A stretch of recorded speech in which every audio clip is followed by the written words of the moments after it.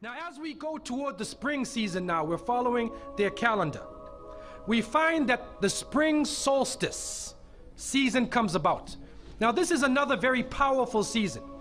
In this time, the darkness and the cold are leaving. And now the spring is coming. Light has returned. It is the resurrection of life after death. All the trees lose their leaves except for the evergreen. And so in that spring season, the spring solstice, in the northern countries, a fertility celebration came about. And the main figure in that fertility celebration was their goddess Ostre or Ostern. And according to them, she waved her wand and life came back after death. And so the symbols of that occasion became rabbits, eggs. You take two rabbits and put them in the backyard, and after a couple of days, there's rabbits jumping around everywhere in the back. It's a fertility symbol. And so therefore, this became the symbol. Now, the compromise. The Christians coming in now who want to get benefit from the nature worshiping people, they use that saying, if you can't beat them, join them. So they came along and they joined them. And so now you find Easter. Look at it.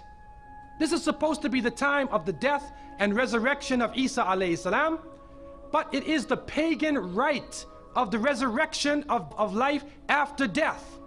The reality is, and the Muslims understand from the revelation of the Quran, that Allah subhanahu wa ta'ala tells us, they did not kill him and they did not crucify him, Jesus. But it was made to appear to them that they did. And so they carried out the celebration. What happens now is that people are involved in a series of rituals around an occasion which never actually came about. Go ask a regular American or Christian person, what does Easter mean? And they say, well, Easter is the time of the resurrection of Jesus. They don't realize where it actually comes from.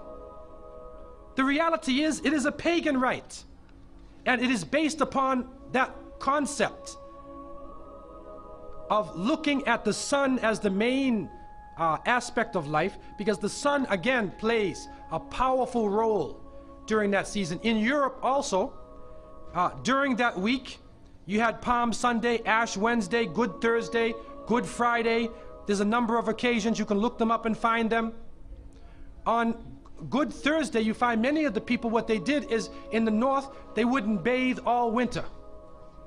And so when the spring came, they said, now you got to take a bath. They literally would go into the stream and take a bath, peel off their clothes, and then put on new clothes for Easter Sunday. And so many people you now see wearing their Easter bonnet and wearing their Easter suit and putting on their new clothes, but it is actually a cultural tradition based upon people coming from a terrible cold season where they were even afraid to take a bath.